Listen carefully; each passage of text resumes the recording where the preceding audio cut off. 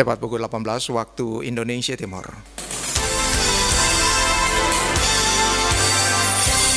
Selamat sore saudara dari Jalan Sultan Hairun nomor 2 Ternate. Inilah Radio Republik Indonesia dengan Warta Berita Sore.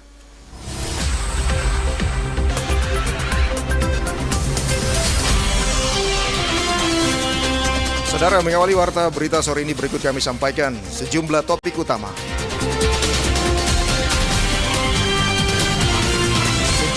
Jemaah Haji Maluku Utara yang tergabung dalam 3 kloter UPG Makassar telah selesai melaksanakan tawaf wada. Sementara kloter 15 tanggal 26 Juni 2024 akan menuju Madinah. 4 perguruan tinggi yang ada di Provinsi Maluku Utara terancam ditutup lantaran masalah status akreditasi.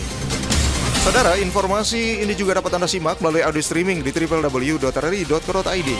Aplikasi RRI Digital pada perangkat Android juga iOS. Pemancar relay Morotai di 93,6 FM. Begitu juga pemancar relay Maba di Halmahera Timur 88,5 FM. Saudara, inilah Warta Berita Sore selengkapnya Senin 24 Juni 2024 bersama saya, Roni.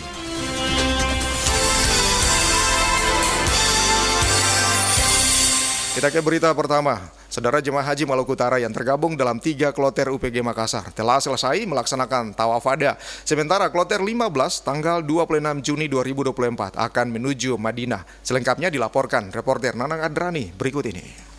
Labbaik Allahumma labbaik, labbaik la syarika laka labbaik, innal hamda. Jemaah Haji Provinsi Maluku Utara yang tergabung dalam kloter 11, 13, dan 15 UPG Makassar telah selesai melaksanakan tawaf wada, serta untuk kloter 11 dan 13 sementara melaksanakan ziarah ke tempat bersejarah di kota Mekah. Sedangkan untuk kloter 15 menunggu untuk ke Madinah pada tanggal 26 Juni 2024 nanti. Kepada RRI, penjabat Gubernur Maluku Utara Haji Samsudin Akadir melalui saluran telepon seluler saat akan menuju ke Madinah siang tadi menjelaskan dirinya juga telah melaksanakan tawaf wada di Masjidil Haram pukul 03.00 waktu Arab Saudi didampingi petugas pembimbing haji daerah kloter 15 Haji Mahmud Zulkiram. Tawaf wada merupakan ritual perpisahan yang dilakukan oleh jemaah haji sebelum meninggalkan kota Mekah sebagai tanda perpisahan dengan Ka'bah. Menurut Haji Samsudin Akadir, semua jemaah sudah melaksanakan tawaf wada, tinggal menunggu kepulangan ke tanah air. Sedangkan kloter 15 pada tanggal 26 nanti masih akan menuju ke Madinah.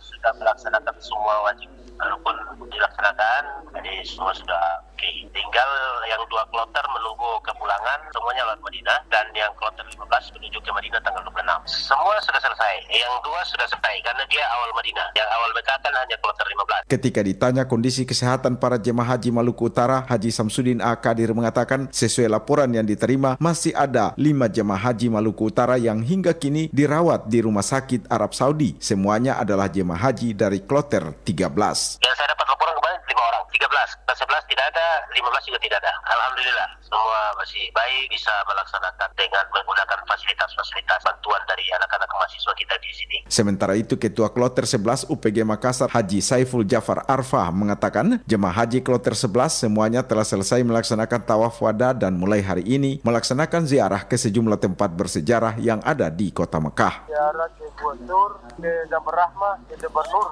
dan Taman Makam Ma'lah. Sementara kami berada di Gua Tur. Semua jemaah sudah tahu. Iya betul. Jadi kita ziarah hari ini di dalam kota Mekah.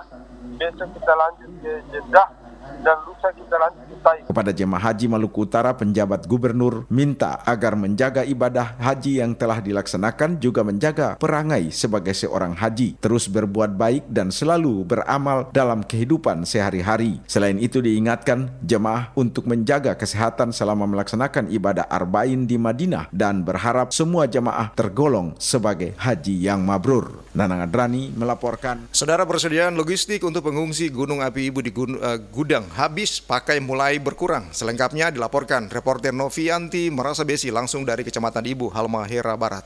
Novi. Iya, Roni dan pendengar, setelah adanya SK dari Bupati Halmahera Barat terkait dengan perpanjangan ketiga penetapan status tanggap darurat bencana erupsi Gunung Api Ibu di Kabupaten Halmahera Barat, terhitung tanggal 21 Juni hingga 4 Juli 2024 selama 14 hari ke depan, di mana tim di mana tim dari Pos Komando Tanggap Darurat Bencana Erupsi Gunung Api Ibu, dalam hal ini BPBD Halmahera Barat, mengalami kekurangan stok logistik di 2 gudang yang ada, di mana kekurangan logistik ini disampaikan langsung oleh Kepala Gudang Habis Pakai di Kecamatan Ibu, Irfan Idrus, bahwa untuk memenuhi kebutuhan para pengungsi di kamp pengungsian, tim posko sangat membutuhkan stok beras dan air mineral karena di mana stok beras ini disalurkan atau diberikan langsung ke dapur umum TNI untuk diberikan makanan-makanan kepada para pengungsi yang berada di kamp pengungsian, yang mana stok-stok beras yang ada di 2 gudang ini disalurkan setengah ton untuk 2 hari dipakai kepada para pengungsi. Berikut pernyataan langsung dari Kepala Gudang Logistik Habis Pakai di Kecamatan Ibu, Irfan Idrus. Untuk ketersediaan masih bisa menjamin sampai dengan 2 hari ke depan. Kemudian stok yang dibutuhkan untuk beras, gula, dan minyak kelapa. Harapannya untuk bagaimana kami masih bisa mendapatkan bantuan iuran dari donatur-donatur yang ada, bisa memenuhi kebutuhan para pengungsi yang ada di wilayah Kecamatan Ibu. Untuk istimewa masyarakat yang terdampak korupsi. Iya. Irfan Idrus juga menyampaikan kepada para masyarakat khususnya di Maluku Utara pada umumnya, dan agar bisa memberikan sedikit rezeki kalau jika ada yang ingin menyumbangkan, langsung bisa datang ke posko gudang yang ada di Jailolo maupun di Kecamatan Ibu. Dan informasi terbaru yang terupdate saat ini, pendengar, di mana dari Pangdam 15 Patimura. Ya, Pangdam 15 Patimura ini tadi siang juga telah memberikan penyerahan bantuan sosial berupa beberapa logistik kepada para pengungsi, baik itu untuk perempuan dan anak, yang mana sudah diserahkan langsung ke gudang habis pakai yang ada di Kecamatan Ibu, dan sudah diterima langsung oleh Kepala Gudang Logistik Habis Pakai Irfan Idrus. Demikian laporan langsung dari Kecamatan Ibu Kabupaten Halmahera Barat, Novianti Prasabesi. Novianti Prasabesi melaporkan langsung dari Ibu Halmahera Barat. Kita ke informasi lain. 4 perguruan tinggi yang ada di Provinsi Maluku Utara terancam ditutup lantaran masalah status akreditasi. Selengkapnya disampaikan reporter Sofian Tugubo. Sebanyak 4 perguruan tinggi di Provinsi Maluku Utara belum terakreditasi dan terancam dihapuskan. Dari 4 perguruan tinggi sendiri telah alih kelola dan pengalihan status nama. Pada RRI, Kepala Lembaga Layanan Pendidikan Tinggi Wilayah 12 Maluku Utara, Jance Edward Leka Tupesi, mengatakan dari 4 kampus tersebut diantaranya Institut Sains dan Kependidikan atau ISIDIK Kieraha Ternate dan Sekolah Tinggi Ilmu Maritim Ternate, Akademi Kebidanan Akbid Nusantara Jaya Halmahera Selatan, dan Universitas Nurul Hasan atau UNSAN. Kalau di Maluku Utara kita punya 46 perguruan tinggi. Sekarang ini dia ada perguruan tinggi akan dialih kelola, sehingga juga memperkecil jumlah. Jumlah itu 20 ada di Maluku Utara dan 26 ada di Maluku. Di antara 46 kampus itu memang ada 14 yang belum terakreditasi. Di utara hanya tersisa 4. Kalau saya tidak salah itu ada ISDIK, itu dia kan perubahan bentuk, sehingga dia harus tetap untuk kalau lulus STKIP dia sudah akreditasi, tapi karena dia perubahan bentuk, akibatnya dia tetap harus mengusul untuk akreditasi institusi. Kemudian ada STIMI, Sekolah Tinggi Ilmu Maritim Ternate, ya STIMI, ya dia di bidang kelautan. Kemudian ada Akademi Kebidanan Nusantara Jaya, ada di mereka udah akreditasi, tapi alih kelola, itu alih kelola dari Makassar oleh yayasan dan masuk di Labuha, Halmahera Selatan. Kemudian ada Unsan. Unsan itu Universitas Nurul Hasan, hasil penyatuan penggabungan antara Sekolah Tinggi Perikanan Labuha dan Politeknik Halmahera, berkedudukan di Labuha. Mereka bergabung menjadi satu, namanya Universitas Nurul Hasan Baca. Itu. Jance menambahkan, BAN PT tengah bekerja keras untuk membuat kampus-kampus tersebut agar bisa terakreditasi. Selain itu, dirinya juga berharap perlu adanya kolaborasi kepada kampus yang sudah matang di Maluku Utara. Itu kita persiapan untuk nanti di awal Juli sampai pertengahan Juli kita akan menyelesaikan mereka, dalam arti bahwa kita meminta dari BAN PT, Badan Akreditasi Nasional Perguruan Tinggi, itu untuk bisa bersama dengan mereka untuk kita mengundang mereka agar mereka terlepas dari jeratan tidak terakreditasi. Memang sampai dengan Agustus 2024. Jadi kalau kampus yang tidak terakreditasi itu lalu kita tinggalkan sampai dengan Agustus. Jance berharap agar kampus di Maluku Utara yang belum terakreditasi secepatnya pengurusan sehingga kampus bisa terlepas dari jeratan tidak terakreditasi. Porter Sofyan Tugubu melaporkan. PLH Sekda Maluku Utara tadi malam membuka MTQ ke-30 tingkat Provinsi Maluku Utara di Asrama Haji Transi Ternate. Selengkapnya dilaporkan reporter Nanang Adrani berikut ini. Al-Quran sebagai pedoman hidup umat manusia tidak cukup kalau hanya sering dibaca atau disebarkan melalui MTQ. Musabakah Tilawatil Quran MTQ ke-30 tingkat Provinsi Maluku Utara tahun 2024 mulai berlangsung setelah dibuka pejabat Gubernur Maluku Utara diwakili PLH Sekda Kadri Laece tadi malam di arena utama MTQ Asrama Haji Transi Ternate. Pembukaan MTQ yang akan berlangsung hingga tanggal 28 Juni 2024 ditandai dengan pemukulan tifa oleh PLH Sekda Maluku Utara bersama Forkopinda serta para bupati dan wali kota se-Maluku Utara. Diawali dengan defile para kafilah dari 10 kabupaten kota yang ikut dalam MTQ ke-30 Provinsi Maluku Utara, juga pelantikan Dewan Hakim MTQ oleh PLH Sekda Maluku Utara. PLH Sekda Kadri Laece saat membaca sambutan PJ Gubernur Maluku Utara mengatakan memasyarakatkan dan menerapkan nilai-nilai yang terkandung dalam Al-Quran merupakan kewajiban setiap umat manusia, dan Al-Quran sebagai pedoman umat manusia tidak cukup hanya dibaca, tetapi harus dipelajari, dipahami, dihayati isi kandungannya dan diamalkan dalam kehidupan. Al-Quran sebagai pedoman hidup umat manusia tidak cukup kalau hanya sering dibaca atau disebarkan melalui MTQ, namun harus dipelajari, dipahami, dihayati kandungan isinya dan diamalkan dengan konsisten. Spirit Quran harus mampu mengisi dan mewarnai keseluruhan, terutama para generasi muda. Sementara itu, Kepala Kantor Wilayah Kementerian Agama Provinsi Maluku Utara Haji Amar Manaf menegaskan ada dua hal penting dalam membumikan Al-Quran, yaitu memastikan generasi muda dapat membaca Al-Quran sehingga dapat mendorong iman dan takwa, juga memiliki perilaku kemanusiaan, saling menghargai antar sesama. Ada dua hal yang kita harus wujudkan. Kita semua harus memastikan generasi muda kita minimal tahu baca Al-Quran.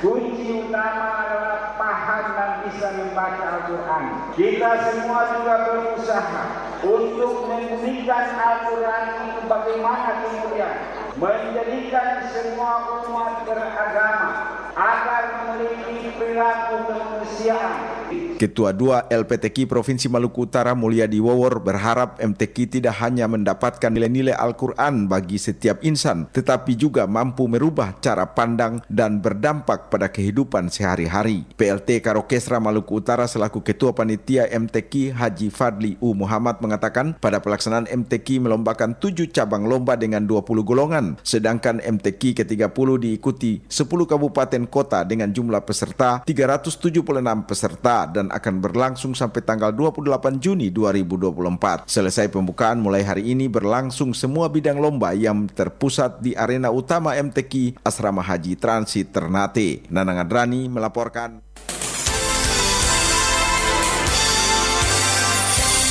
Anda masih mendengarkan Warta Berita Sore dari Radio Republik Indonesia Ternate. Saudara, target penurunan stunting di Maluku Utara tahun ini sebagaimana target nasional berada di angka 14%. Untuk itu, BKKBN Provinsi Maluku Utara menyebut untuk mencapai angka tersebut membutuhkan kolaborasi semua pihak. Selengkapnya disampaikan reporter Davi Baba berikut ini. Kita berada di angka 23%. Berarti ini menggambarkan bahwa pemerintah daerah terus melakukan upaya penurunan stunting di Provinsi Maluku Utara. Sebelumnya pada tahun 2022, persentase stunting di Provinsi Maluku Utara berada di angka 26,15% dan turun sebesar 2,4% menjadi 23,7% pada tahun 2023. Sekretaris Perwakilan BKKBN Provinsi Maluku Utara Ansar Jainahu kepada RRI mengatakan, secara nasional tahun ini target penurunan stunting Provinsi Maluku Utara sebesar 14%, sehingga BKKBN sebagai koordinator penurunan stunting di daerah, sehingga paling tidak tahun ini prevalensi stunting di Maluku Utara turun di bawah 20%. Di angka Maluku Utara untuk status SKI terakhir, itu kita berada di angka 23%. Berarti ini menggambarkan bahwa untuk kita mencapai ke angka 14% itu bukan sangat sulit, tapi masih dalam tahap kita melihat pada SKI terakhir di 2024. Yang jelas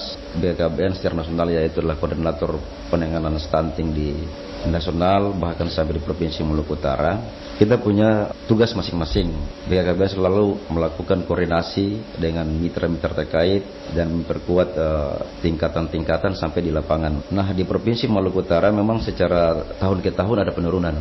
Dari 27% sekarang kita berada di 23%. Tak hanya BKKBN, upaya penurunan stunting di Maluku Utara juga dilakukan Dinas Kesehatan Provinsi hingga Kabupaten Kota, sebab untuk menurunkan stunting atau gangguan pertumbuhan dan perkembangan pada anak akibat kekurangan gizi kronis ini membutuhkan kolaborasi bersama. Kepala Seksi Kesehatan Masyarakat dan Gizi Dinas Kesehatan Provinsi Maluku Utara Asbar Abdul Ghani mengatakan, pihaknya juga melakukan upaya pembenahan SDM dalam menangani gizi buruk untuk mendeteksi kekurangan gizi pada anak. Tim di dalam penanggulangan gizi buruk misalnya, lalu kemudian untuk mendeteksi secara dini ada gangguan gizi, karena ini kalau tidak ditangani, kita akan kewalahan nanti pada saat misalnya pada periode kehamilan tidak tertangani dan tidak diketahui apa yang harus diintervensi, maka itu akan memberikan potensi untuk lahirnya stunting baru, ya. Karena kalau sudah terlanjur stunting kan ini kita agak repot, sudah tidak bisa lagi kita mengatasi. Oleh karena itu penanganan pertama itu harusnya dari calon pengantin sampai dia menjadi pengantin dan hamil. Sebelumnya pada pertengahan Juni kemarin, Kepala Bapeda Provinsi Maluku Utara Muhammad Sarmin S. Adam mengungkapkan pencegahan stunting membutuhkan koordinasi intervensi gizi yang terintegrasi di lokasi dan kelompok sasaran prioritas. Untuk mencapai keterpaduan ini diperlukan penyelarasan dari sisi perencanaan, penganggaran, penyelenggaraan, pemantauan dan pengendalian kegiatan lintas sektor serta antara pemerintah dan masyarakat. Reporter Davi Baba melaporkan. Saudara, kita ke berita olahraga. 34 tim Satker dari Polda dan Polres jajaran hingga jurnalis hukum dan kriminal akan memperebutkan juara satu Palda turnamen Piala Bergilir Kapolda Maluku Utara Cup 2 yang digelar di lapangan Mini Soccer Akehuda Ternate. Selengkapnya disampaikan reporter Irwan Jalan berikut ini. Turnamen Mini Soccer Kapolda Cup 2 tahun 2024 berlangsung di lapangan R26 Akehuda, Kecamatan Kota Ternate Utara resmi dibuka. Open ceremony Mini Soccer Kapolda Cup 2 tersebut ditandai dengan tendangan perdana yang dilakukan Kapolda Maluku Utara Irjen Pol Midi Siswoko, disaksikan Wakapolda, pejabat utama, para Kapolres hingga perwakilan masing-masing tim. Pelaksanaan turnamen Kapolda Cup 2 ini akan dilaksanakan selama 14 hari lamanya yang dimulai pada 23 Juni hingga 9 Juli 2024 mendatang. Kapolda Maluku Utara Irjen Pol Midi Siswoko dalam arahannya menekankan kepada semua tim untuk bertanding dengan baik dan tetap menjunjung tinggi sportivitas untuk memberikan hiburan bukan mencapai prestasi. Karena menurutnya, turnamen Mini Soccer kedua ini merupakan bagian atau rangkaian untuk menyambut HUT Bayangkara ke-78 tahun 2024. Jadi mohon untuk rekan-rekan sekalian, bertandinglah untuk kebersamaan, ya, bukan untuk mencapai prestasi. Karena kalau sudah prestasi, kalian sudah terlambat. Nah, ini untuk happy aja kita, happy merayakan HUT Bayangkara, pada organisasi yang kita cintai ini, untuk bersama-sama dapat menikmati keseruan olahraga mini soccer ini. Jadi tidak ada lagi gara-gara hadiah terus ribut antar pemain, sehingga kita bisa menikmatin bersama. Hubkrim mana Hubkrim? Nah, tepuk tangan untuk Hubkrim. Nah, tolong dikalahkan ini para Polri ini semuanya ya. Pada pembukaan turnamen mini soccer Kapolda Maluku Utara Cup 2 tadi malam dibuka dengan eksibisi di mana Kapolda, Wakapolda dan para pejabat utama Polda Maluku Utara ditantang para Kapolres dengan hasil imbang hingga berakhir adu penalti. Reporter Irwan Jailan melaporkan.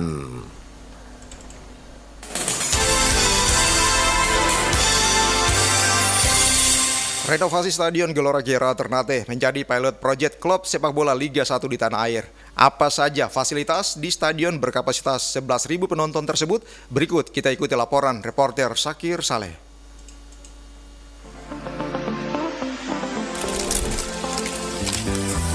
Renovasi Stadion Gelora Kiara Ternate masih terus dikebut guna menyongsong kompetisi Liga 1 musim 2024-2025 yang mulai bergulir Agustus nanti.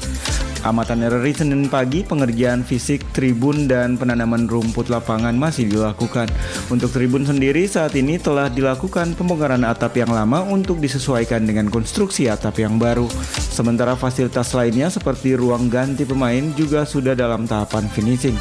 Stadion Gelora Kiara yang direnovasi oleh PT Malut Maju Sejahtera yang merupakan owner dari tim Liga 1 Malut United menelan anggaran 11 miliar rupiah. Konsep Stadion Gelora Kiara sendiri menurut Ketua Tim Risk Assessment dari Polda Maluku Utara Kombes Pol Muri Muranda berstandar PSSI dengan tipe medium yang akan menjadi pilot project untuk klub sepak bola Liga 1 di tanah air yang dilengkapi dengan sejumlah fasilitas dan dokumen penting lainnya, dan itu yang paling sangat dibutuhkan. Stadion yang medium seperti Gelora Kiara ini dan dari PT MLS maupun Maluku United ini menjadi pilot project atau percontohan dari klub-klub Liga 1 yang lain. Karena walaupun sekali memiliki stadion gitu ya. Memiliki stadion. Apalagi dokumen-dokumen itu sangat diperlukan karena kita tidak mau seperti kasus Kanjuruhan seperti dulu, itu dokumen tidak ada dan tidak ada sesuai standar PSSI maupun standar FIFA seperti itu. Muri Miranda yang juga asesor PSSI itu menambahkan fasilitas yang ada di stadion berkapasitas 11.000 penonton tersebut meliputi VVIP, VOC atau Venue Operator Control, single seat tribun utama, ruangan broadcaster, ruangan VAR, ruangan panitia pelaksana dan perangkat pertandingan yang dipisah, dan yang paling istimewa yakni Royal Box berstandar Eropa. Kita sudah melaksanakan pre-assessment terhadap infrastruktur karena memang antara panitia pelaksana dan perangkat pertandingan ini dipisah sisi kanan dan kiri, dan kita lihat di beberapa stadion ini masih bergabung kebanyakan. Nah, kalau yang di Stadion Kiara, karena memang venue manajernya memang sudah pengalaman seperti itu, mereka sudah memisahkan itu. Dan alhamdulillah kita bisa lihat, misalkan dari layoutnya atau misalnya kita tanya langsung ke lapangan, itu bisa tergambar. Sudah ada semua ruangan itu. Dua ruangan ini kita jadikan Royal Box, di mana nanti untuk VIP maupun nanti yang bisa bayar mahal, ya kan, untuk nonton bola dan ingin santai gitu kan, terlindungi seperti itu. Mereka dengan dengan makanan tersaji, dengan AC, mungkin dengan kaca seperti itu, dia bisa menonton seperti itu, sudah lengkap. Untuk dokumen Stadion Gelora Kiara Ternate menurut Muri Miranda sudah lengkap, tinggal menunggu pengerjaan konstruksi fisik selesai dilakukan. Sementara jadwal risk assessment Stadion Gelora Kiara sendiri paling cepat sebelum kompetisi bergulir dan paling lambat 1 minggu jelang liga dimulai. Untuk steward pertandingan nanti juga telah disiapkan dengan sejumlah pelatihan dan pembekalan, termasuk dilengkapi buku saku. Steward pertandingan berasal dari unsur TNI Polri serta pemuda Pancasila yang tugasnya menatap ke arah penonton selama pertandingan berlangsung. Selain itu, menurut Muri Miranda, pembinaan terhadap kelompok supporter Malut United juga akan dilakukan sebelum kompetisi bergulir nanti. Sakir Saleh melaporkan. Saudara, selanjutnya bagaimana kondisi cuaca hari ini dan perakiraannya untuk besok? Kami mengajak Anda mengikuti informasi cuaca langsung dari BMKG Stasiun Meteorologi Kelas 1 Sultan Babula Ternate. Sore ini saya sudah bersama Prakirawan Dea yang akan menginformasikan bagaimana kondisi cuaca malam hingga dini hari. Selamat sore, Dea. Ya, selamat sore. Laporan Anda, silakan. Ya, terima kasih atas kesempatannya. Assalamualaikum warahmatullahi wabarakatuh. Selamat sore dan salam sejahtera untuk para pendengar setia Radio Republik Indonesia. Pada kesempatan kali ini bersama saya Dea yang bertugas sebagai Prakirawan Cuaca Stasiun Meteorologi Sultan Babula Ternate akan menyampaikan informasi mengenai kondisi cuaca di wilayah Maluku Utara Senin 24 Juni 2024. Kondisi cuaca pada malam hingga dini hari umumnya adalah berawan dengan adanya potensi hujan ringan hingga sedang di wilayah Medan, Weda, Patani, GB, Sofifi, Bacan, Morotai, Tobelo, Jailolo, Ternate, Tidore, dan sekitarnya. Arah angin bervariasi dari selatan hingga barat daya dengan kecepatan 5 hingga 30 km per jam. Suhu udara berkisar antara 26 hingga 28 derajat Celcius dengan kelembapan udara relatif antara 80 hingga 90%. Kondisi cuaca pada besok hari umumnya berawan dengan adanya potensi hujan sedang hingga lebat di wilayah Morotai, Wasile, Labuha, Bacan, Obi pada siang atau sore hari. Untuk informasi perakiraan tinggi gelombang signifikan perairan Maluku Utara berkisar antara 0,25 meter hingga 1,25 meter. Himbauan kepada masyarakat agar terus mencermati informasi yang diberikan oleh BMKG terkait perkembangan cuaca dan tinggi gelombang di wilayah Maluku Utara. Demikian informasi yang dapat kami sampaikan, semoga bermanfaat dan bisa menjadi acuan masyarakat dalam menjalankan aktivitasnya. Wassalamualaikum warahmatullahi wabarakatuh dan selamat sore. Selamat sore deh, selamat bertugas kembali untuk Anda.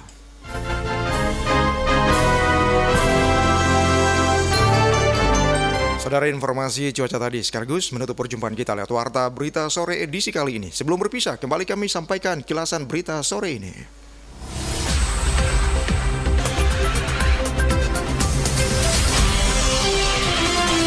Jemaah Haji Maluku Utara yang tergabung dalam 3 kloter UPG Makassar telah selesai melaksanakan tawaf wadah. Sementara kloter 15 tanggal 26 Juni 2024 akan menuju Madinah. 4 perguruan tinggi yang ada di Provinsi Maluku Utara terancam ditutup lantaran masalah status akreditasi. Saudara, demikian Warta Berita Sore produksi bidang pemberitaan RRI Ternate. Mewakili kerabat kerja yang bertugas, saya Roni, teknik Muntasi, Rido Firmansyah, dan Des Editor Nanang Adradi undur diri. Terima kasih dan selamat sore.